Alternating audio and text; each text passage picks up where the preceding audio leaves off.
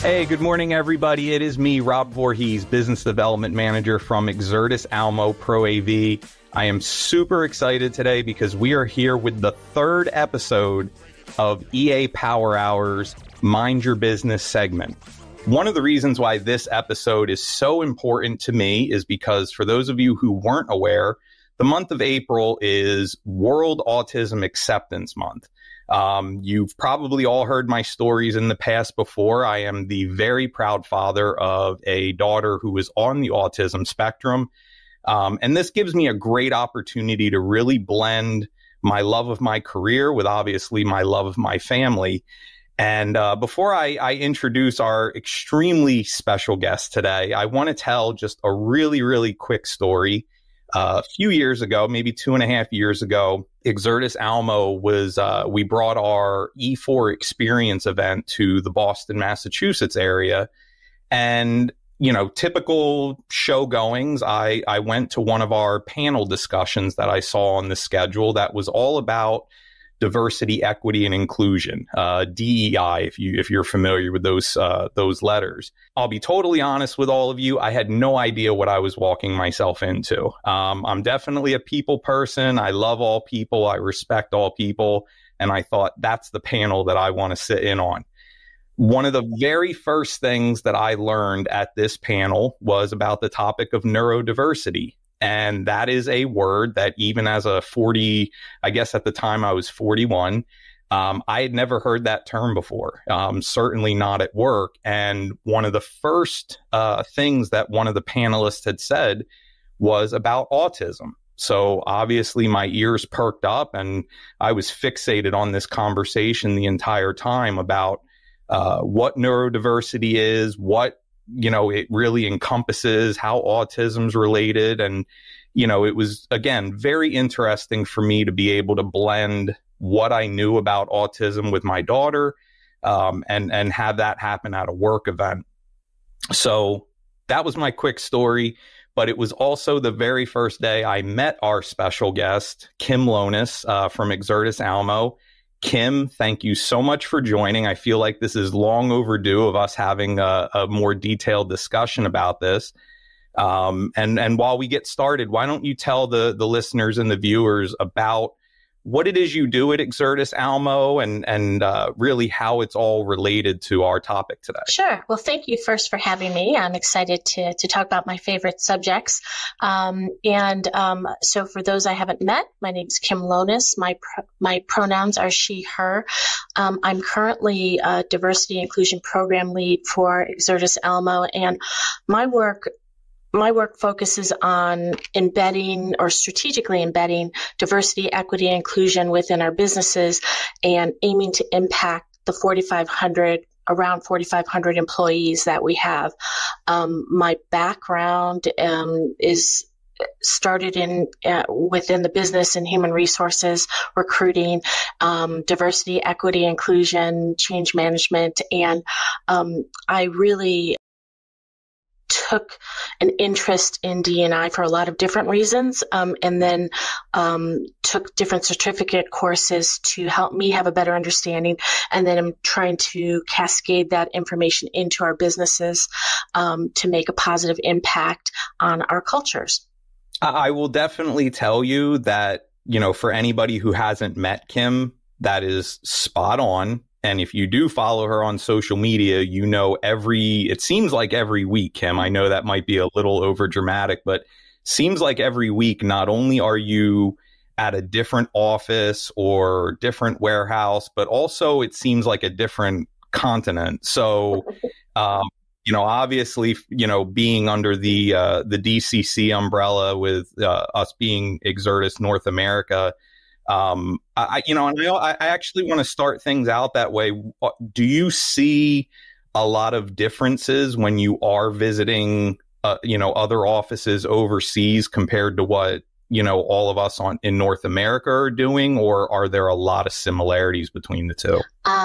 Traveling to different physical locations really has enhanced my knowledge of what DE&I means, because what it means in North America is very different than, say, what it means in Germany or Sweden or the Nordics in general. And by going and traveling to those locations, I have firsthand knowledge of those cultural experiences and an understanding of their different perspectives. So when I compare those learnings to what we're doing in North America, it is slightly different, and in some countries, very different.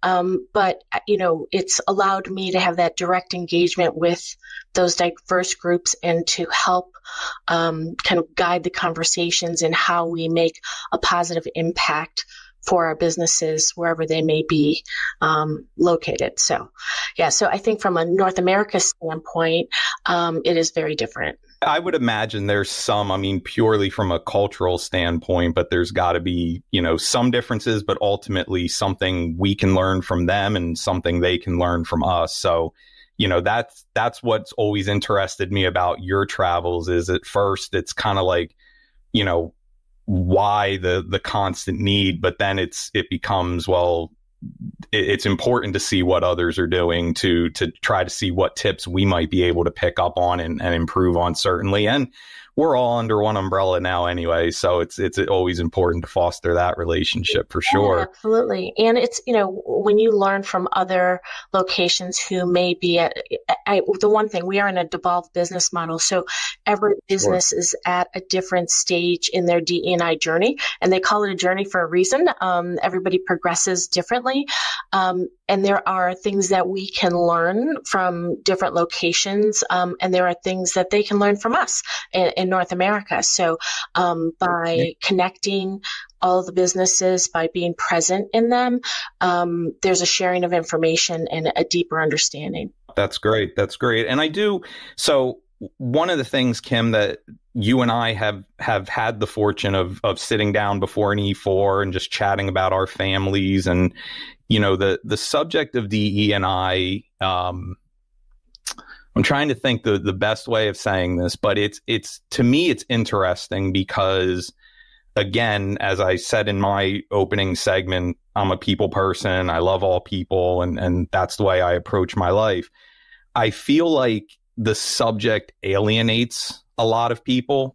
I'm using the right terminology here. If it's, it's been in the news, and, being a huge fan of the show Shark Tank, I saw some recent news that came out from Mark Cuban, who's on that show, where, he's talking about DE&I and how it's so important to all the businesses that he's involved in. And not everybody feels that way. And one of the things that, really made me want to talk about the subject and get involved in the subject is, again, because of my daughter. And she, for those that follow me on social media, that my daughter just got accepted to her first job at the summer camp that she goes to. And, it made me as a parent, I was stressed in the beginning because I want my daughter to have equal opportunities. I want her to work hard, obviously, but I know it's important for her to be somewhere that fosters that behavior. And, I don't want to use the term safe space, but I need her to feel comfortable somewhere so she can share. And that's what made Mark Cuban's comments so important for me. My question for you, Kim, is you have the Mark Cubans of the world that see the value in DE&I. Why do you think, from a corporate level, why do you think not everybody agrees? Or why do you think some are late to the adoption of DE&I? Do you think there's something companies could be doing better, in other words? Or is it just they have to go at their own speed? Yeah, I think it's an interesting question. I think we see more of that in North America than we do in a lot of other places, with the exception of certain underrepresented groups. There's a consistency there. But I think, I'm a mother of 2 adult daughters and a professional woman. And I think fostering change for broader gender, LGBTQ, ethnicity, people with disabilities, representation, that type of representation is really important to me. But that's from my lived experience. I think some of those people who maybe are not on board have a totally different lived experience. And I think it's maybe educating so that they have an understanding of what DE&I practices are. I'm not trying to force anybody to change who they are in any way, but I am trying to create an understanding of where people come from and how we can work together versus, you must embrace DE&I, and DE&I for me is one thing and DE&I for you is something else. For somebody else, it's different. And I think really in order to move the agenda forward, we have to have open dialogues, even if it's not necessarily something that I agree with, but where is that coming from? How do we agree to work together? And unfortunately, there is quite a bit in the States right now, but in North America in general. But the thing is, people are talking about it. So it is helping to raise awareness, not necessarily always in the best light, but people are talking. And hopefully by that continued dialogue, we'll see positive change in the future. That's what I'm hoping for. That's a great answer too, because the two things that you said, and of course I'm going to paraphrase here, but the two things that you said that most intrigued me is, one, your version of DE&I is different from mine, and that is 100% true. And I'll go back again in a second and talk about why E4 experience was such a big opportunity for me. But then at the same time, it's, using my experience of hearing neurodiversity and autism tied together, and that piqued my interest. The person sitting next to me at that event might not have cared because they don't live with somebody on the spectrum. It doesn't come up in their day to day and things like that. But then on the second part of that is what you said about not having it be forced, and certainly not getting political on this call. That's not my style, certainly. But I think that's the problem a lot of people face, is they almost rebel when they feel like they're being forced into something. And I think DE&I at least should be the complete opposite of being forced. It should just be this natural progression of caring for other people and not discluding anyone because of a difference and things like that. So I certainly always applaud you for the work that you've done in our conversations, but that really hit home on 2 points there. Great. The second, and almost the segue from that, again, I talk about my daughter a lot, and then she, as I said, she just got her first job. And, all of my conversations with her have been, Samantha, what do you look for in an employer? What were you concerned about going into this? Is there something, do you want to tell your hiring manager up front about your autism, which she actually did. And I was really impressed with her comfort level and her bravery in doing that.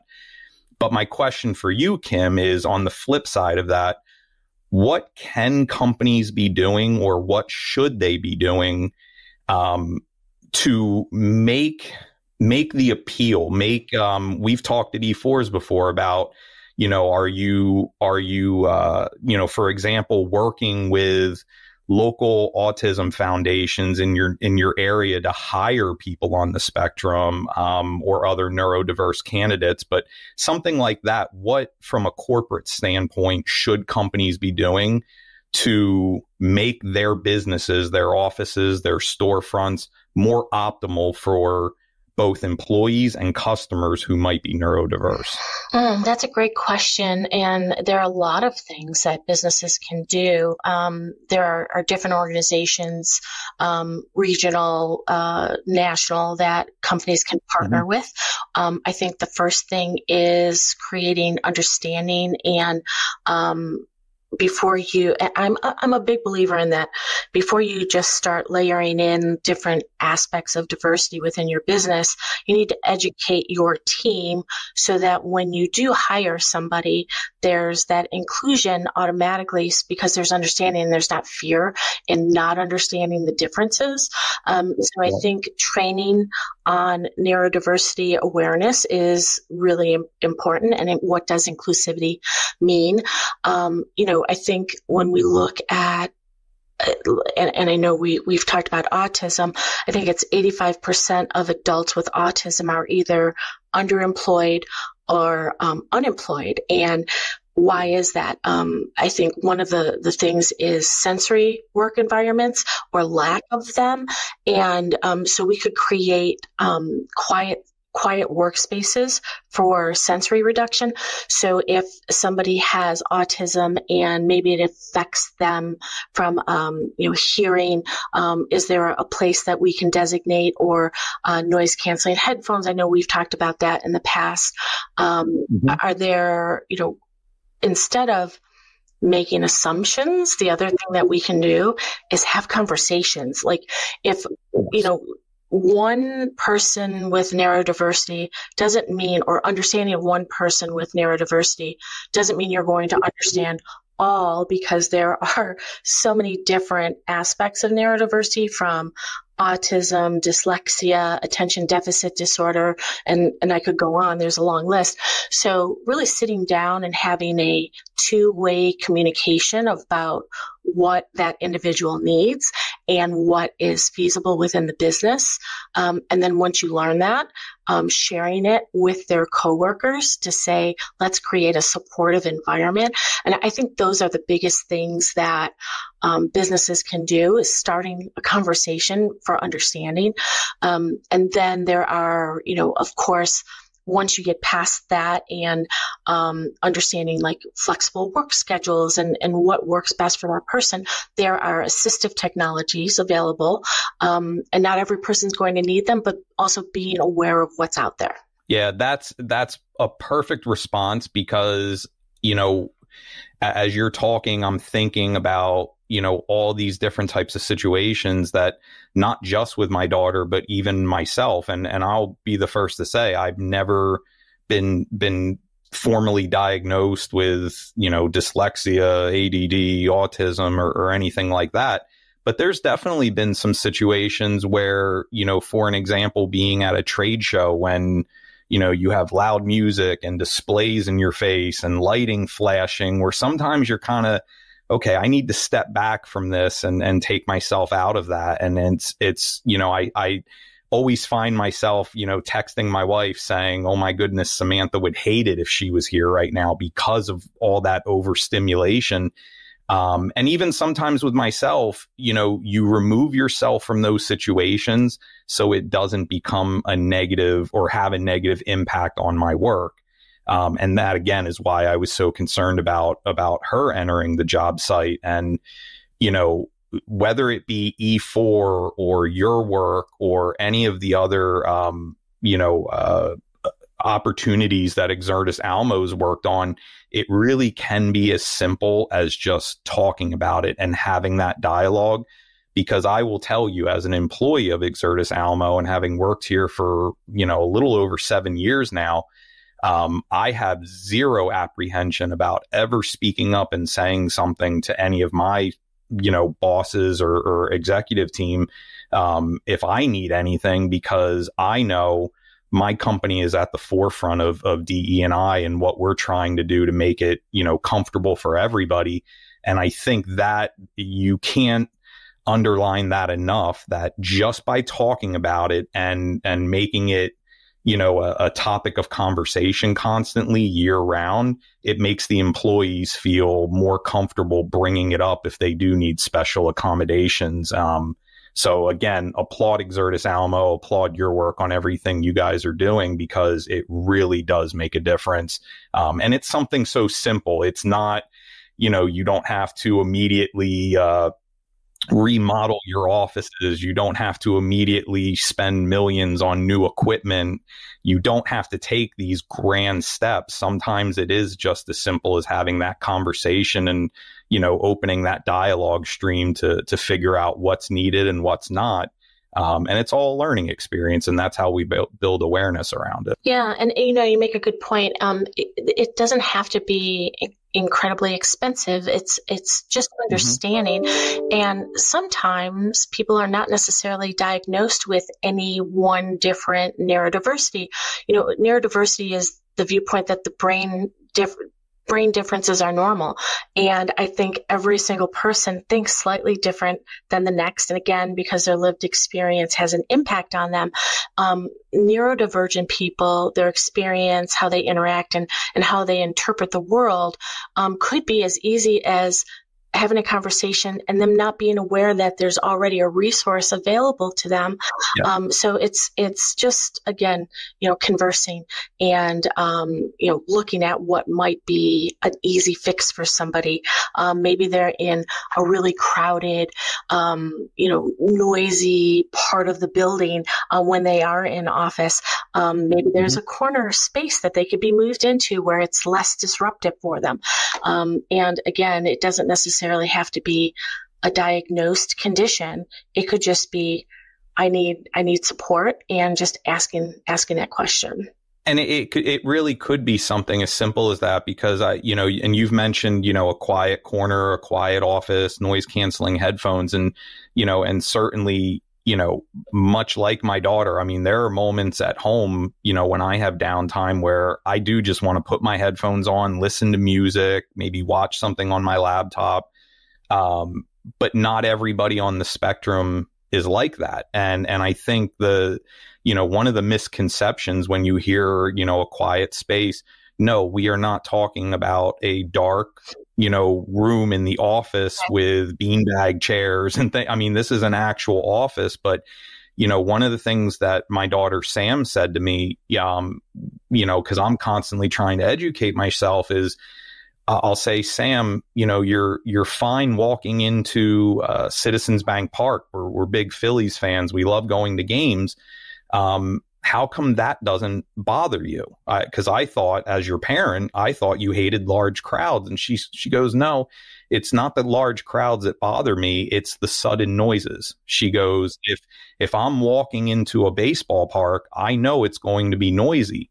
But if my favorite player hits a home run and the crowd immediately starts clapping real loud or screaming, she said that bothers me because I wasn't prepared for it. So for her, the suddenness of the noise or the sudden flashing lights, that bothers her. But if she's just in a controlled environment with a lot of people talking, it doesn't trigger her as much. So it could be something just, companies making themselves aware of that. And as you suggested, no, you don't need this dark office, but maybe don't put somebody like my daughter directly in the middle of the office in the center cubicle where she's the focus of everything happening, because that could trigger. Right. And that's, as a parent and now as an employee, that's something that I've learned about.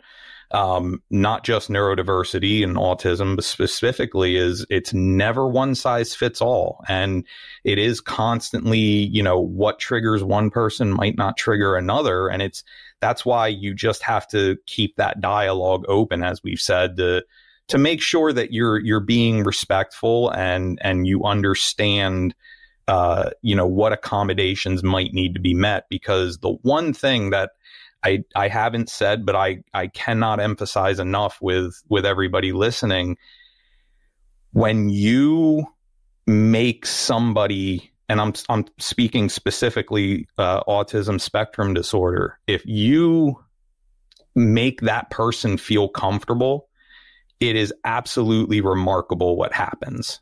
And I get emotional. I get choked up talking about it because, my daughter just celebrated her 16th birthday, and lo and behold, we're planning these small ideas for her.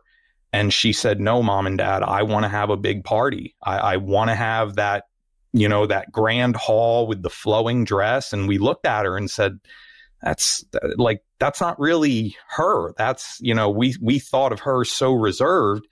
And it was remarkable seeing how well she handled the loud music and the lights. And then to my surprise, she gets up in the middle of the party and does a ceremony called 16 Candles, where not only does she light 16 candles in front of everybody, but she says a speech about 16 individual people. So she got up and spoke about me, spoke about her mom, her sister, and so on and so forth. And I sat there and was just in amazement, like this. And that's what makes me realize, like, she did that because she was around her family and friends. There wasn't anything overstimulating her at the time. And she became this expert public speaker all of a sudden, which, I mean, looking at her on a day-to-day basis as her dad, I'm thinking she's very quiet and reserved. So when I take that situation and look at my professional life, it's absolutely amazing what neurodiverse people do when they're comfortable. And the key is, as companies, continue doing what, the Kims of the world do, and what Exertis Almo's been doing, and even the Mark Cubans, even though I've never met him. But by the way, Mark, if you're listening, I'm a huge fan. Just continue that dialogue, because those are the people that are making the biggest difference right now.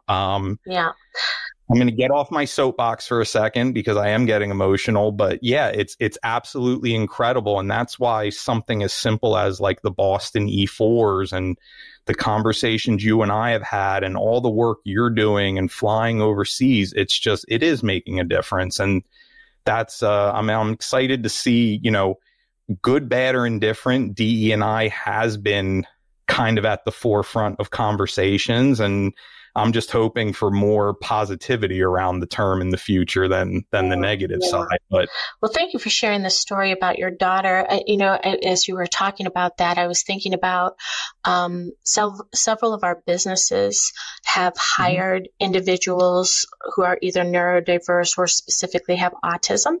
And in my travels, I've seen where one individual can have such a profound impact on a business, a really positive, mutually positive impact. For example, we have one business where I went in and they have somebody in operations who's been with them for a couple of years now. And when they came in, they had these conversations about, what would work best for that individual. And they brought that person in, and it not only had a positive impact on the individual working there, but the people around that individual, because they've learned to embrace that difference. They've become comfortable and they've learned from the experience. So, it really can be, when you look at neurodiversity or autism specifically on your team, it really can be truly remarkable when you embrace it and move forward within your business. That's a perfect statement right there. I might get that made into a t-shirt, but it's, I think that really encompasses just the conversation as a whole. And again, I don't want to put you on the spot, but I applaud the work that you're doing. And it's been, the funny thing about the story that I tell about Boston is that, it was actually a joke, that I wound up walking into that room. I didn't know the panel was going on. And I don't know if you even remember, but you were a little under the weather at that show when you first got there. Yeah. So I walked into that room thinking I was going to be on the panel. And I didn't even know what DE&I was at the time, neurodiversity. So I walked in just thinking, okay, I'll be a team player and this is an Exertis Almo event and here we go. And that moment changed the last, I think we're going on 3 years now, and you and I have been on panels since that time at future E4s, and it's become a passion. It's, because getting to spread that word. So I applaud you for that. And I've kind of had a front row seat to learn from you and learn under you about, the topic and how to conduct yourself and kind of approach it. So I do appreciate that greatly. Oh, thank you. And, you know, and I know you also did the neurodiversity spotlight as well prior to the before event. And, you know, I think education is so critically important to DE&I, and, you know, the importance of educating others on how to embrace diverse viewpoints, on how to embrace diverse ways of thinking.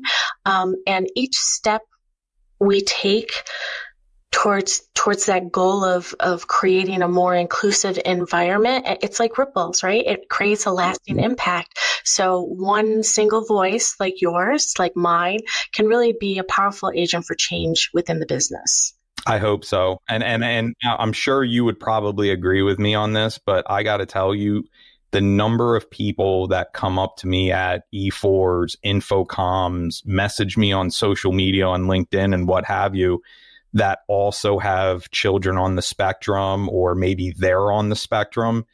I love those conversations. I can talk all day about those conversations, and it's hilarious in the best way possible to sit with another parent or another person who's familiar with the topic and just share stories back and forth. And, you know, certainly for privacy, I won't share anything here, but I'll just tell you, it's just so enlightening to say, well, my child doesn't like this, but she does like this. Well, my child likes this, but and it's just, we bounce ideas, and it makes me a better parent because I can come back and think, okay, maybe I've been handling this with Samantha in the wrong way. And so for anybody out there who's had that conversation with me, please continue to do so because it means the world.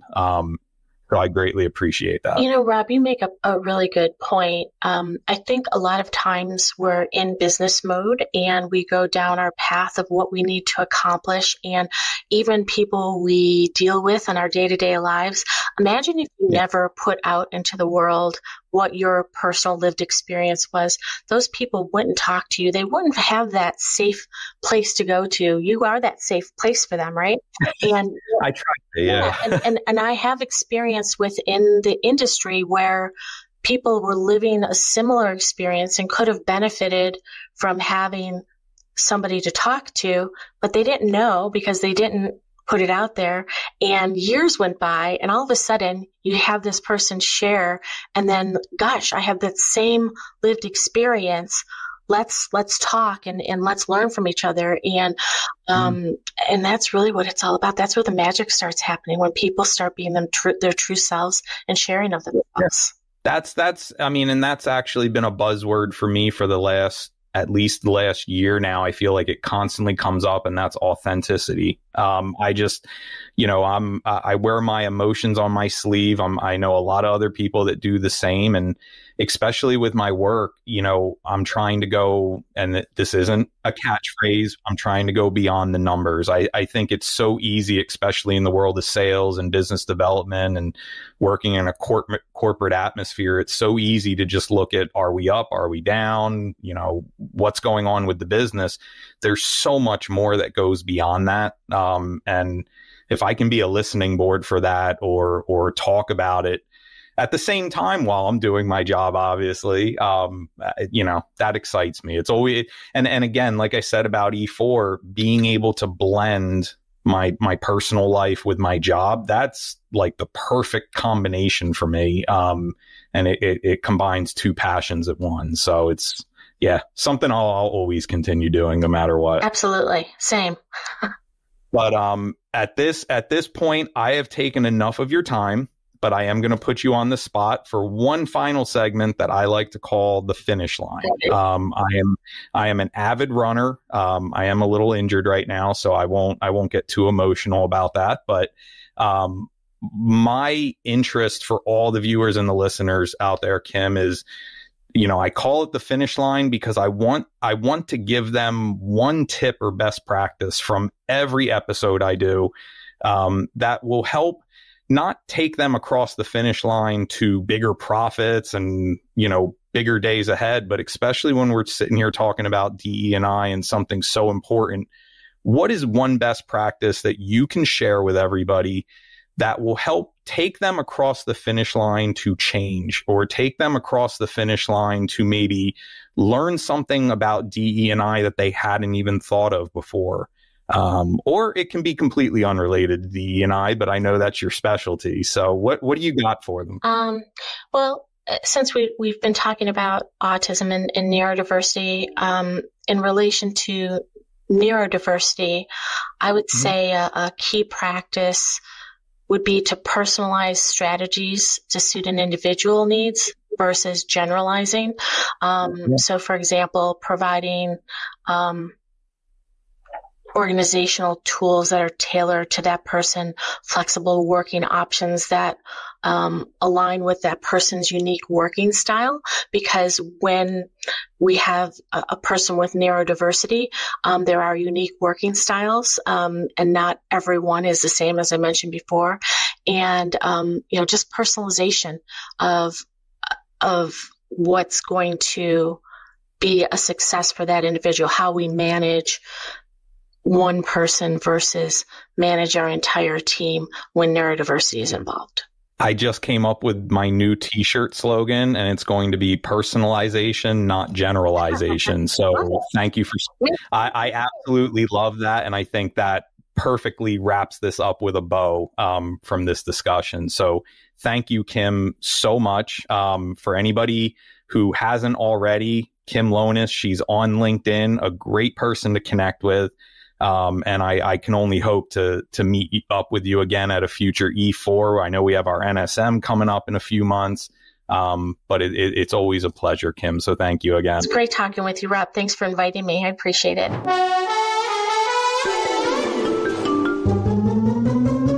I could not be more excited for this episode for a big reason, and that is our very, very special guest, who happens to also be my daughter, Samantha Voorhees. How you doing today, Sam? I'm good. Hi, Dad. It's always fun because I'm downstairs. I can hear you upstairs. So this is going to be an interesting episode for sure. The reason why I'm so excited for this episode, for those of you who aren't aware, April is World Autism Awareness Month, which is a cause that is super near and dear to my heart, mainly because my daughter Samantha was diagnosed on the autism spectrum at the young age of 5. And I really wanted to talk to you about that, Sam, and especially now as you did just turn 16 years old. So again, very happy sweet 16 to you. But I wanted to just have a quick conversation with you about, really not only what your childhood was like, but also what we've experienced as a family as now you're getting older. You're getting out there into the job search and obviously getting ready for college as well. But I also wanted to touch on a really good segue here. You are wearing your Philly shirt today, which obviously is really big in our household. So go fightin' Phils. But also for all you viewers out there, you're probably noticing that both Sam and I are wearing red. And I wanted to touch on that for a second, because in years past, autism has really been attributed to the color blue. So I was all set to wear my blue today. And, we kind of switched it up last minute because there is a current movement going around right now where it's actually the color red that signifies autism awareness and support of those on the spectrum. So, wear red for autism support, I think, is the key message there. But the story I wanted to tell to kind of start things off, and why the Phillies are so symbolic, I think, to this conversation is, and Sam, you were probably too young to even remember the day that we found out about your diagnosis on the autism spectrum. And I think most fathers or most parents, when they hear a diagnosis like that, they're probably thinking, well, I'm not treating my child any different. I'm not going to, make her feel different. I'm just going to treat her like anybody else. And I will be the first to admit that was exactly how I felt. But taking you to your very first Phillies game with your sister Sydney and with Mom, certainly, I was excited for the day. We had great seats. I remember it being like 90 degrees outside. We were sitting in the outfield, And do you remember who your favorite player was at the time? At the time, it was Mikal Franco. Mikal Franco, third baseman for the Phillies. And do you remember what happened in his very first at bat at that game? He hit a home run, and then for those of you that haven't been to a Phillies game, they have like a Liberty Bell, and every time someone hits a home run, the Liberty Bell goes off, and it played a really loud noise, and then I just started crying. Essentially, yeah, that's what happened. So you think about from a dad perspective, who's also a diehard Phillies fan. Mikal Franco comes up, Samantha, huge smile on her face. She's cheering for her favorite player. The second he hits that home run, which actually landed somewhat near us in the outfield, I go ballistic, not just because of the home run, but because, oh my goodness, my daughter's favorite player hits a home run in her first ever Phillies game. The Liberty Bell's gonging back and forth, the crowd's going crazy, and I turn and look down to my left at Samantha, and she's got her hands over her ears like she is in terror. And I go into full dad mode, get her, we leave our seats for a moment just to find a quiet area to kind of walk around and get away from all the crowds. And Sam, that was the moment that I realized not that I have to treat you differently, but that I can't just ignore autism. I can't, because if you do ignore it, more of those moments are going to happen. And, oddly enough, we're going to another Phillies game next week. We've been to plenty of other Phillies games in between, this year and that year that we went. And it's okay to get out of your seats. It's okay to walk around and, go into the quiet retail store that they have, the fan shop, and, kind of digest everything that's going on and kind of get your surroundings. But I'm gonna look for this picture after this chat that we're having, because shortly after that experience at that Phillies game, I do have a picture of you with a giant smile on your face with a Phillies batting helmet eating soft serve ice cream. So I'm gonna find that, and I want all the viewers to know she was better after that whole situation and got her ice cream. So one of the things, though, Sam, that I think is so funny about what we're talking about, and obviously getting to blend it with my job, I mentioned before that you did just recently go through your first ever job interview experience. And I don't want to spoil the news here, but can you tell us how that experience went? And I think all the viewers want to know, did you get hired? Okay, so I applied to work at my summer camp in New Jersey. And the interview process, it was actually kind of easy for me, only because I've been there long enough and I knew all of the information, all the questions they were going to ask me, because they actually prepare you during the summer for your interview if you decide to have one. During the interview, I did very well. I was a little nervous, obviously. But yes, I did get the job. I found out in January, so I'm super excited. That's awesome. So for those of you, and Sam, you might know this better than I do, including this upcoming summer, how many summers is this now that you've been going to Liberty Lake Day Camp in New Jersey? This summer is going to be my 12th, my first working. 12 summers. So that might be another photo I'm going to find of your very first summer getting ready to go there as a camper, and I'll definitely have to embarrass you and take a picture of you this year going there as an actual employee. But Sam, I know you and I kind of talked about this. I did eavesdrop a little bit when you were doing your video interview for the job, and kudos to you. I thought you handled it perfectly, and you spoke so clearly and professionally. So I could tell that you had a comfort level with the people you were interviewing with, and it obviously helped. What about Liberty Lake or any employer for that matter? Is there anything you look for as far as your comfort level goes? Do you, and not just from an autism standpoint, but do you look for certain things? Do I feel safe there? Do I feel comfortable? Are they Are they aware that, everybody has different needs, whether, you have a disability or, some type of different ability like autism might be? Was that something that ever crossed your mind? Yeah, I mean, I definitely do feel safe there, obviously, because my mom actually works at camp. So it's nice to have someone there that can like help me with some stuff. And then I also what I love about my camp that's very different than other camps is that my camp has what's called an inclusion program, which is basically for any kids with any type of special needs, whether it's like autism or like something different, so they can experience a great summer. That's awesome. And I think, we never really had this conversation. I know it came up a couple of times just at the dinner table about, you getting out there and looking for your first job as you're getting older. And we threw out ideas like working at restaurants or retail stores or something like that. But I certainly think that, Liberty Lake was probably the best choice for you because you do have that familiarity.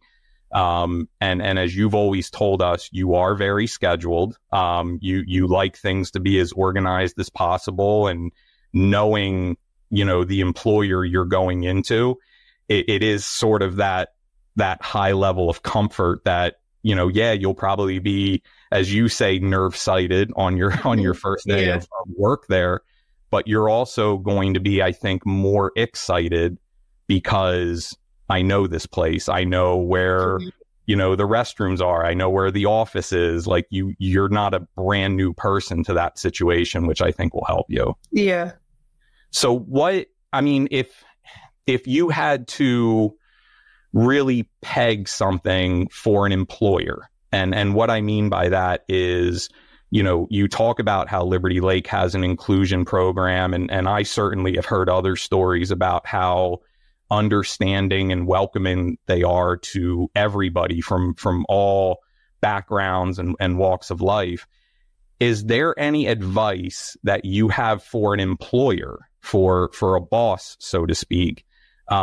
What can they do, in your opinion, to be more welcoming, be more like Liberty Lake, where people, not just on the autism spectrum, but maybe other neurodiverse backgrounds, is there anything you think they could do to make their company stand out more? I'd basically just say treat them just as like a normal person. Like even some kids, like, or some grown-ups per se, just say hi to them. Just say hi to them. They'll be excited because, like, a lot of special needs kids don't have friends, like, that I see.